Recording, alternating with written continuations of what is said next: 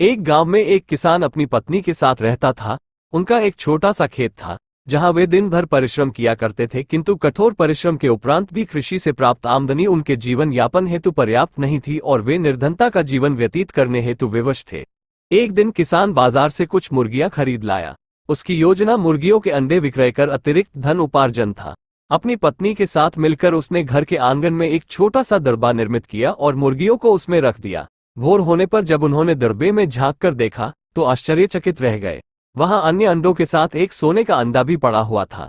किसान उस सोने के अंडे को अच्छी कीमत पर जौहरी के पास बेच आया। अगले दिन फिर उन्होंने दरबे में सोने का अंडा पाया।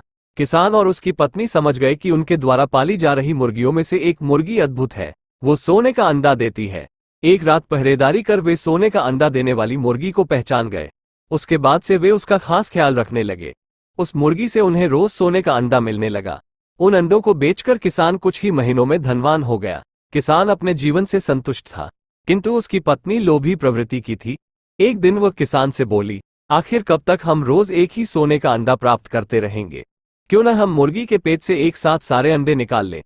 इस तरह हम उन्हें बेचकर एक बार में इतने धनवान हो जाएंगे कि हमारी 7 पुश्तें आराम का जीवन व्यतीत करेगी। पत्नी की बात सुनकर किसान के मन में भी लोभ घर कर गया। उसने मुर्गी को मारकर उसके पेट से एक साथ सारे अंडे निकाल लेने का मन बना लिया।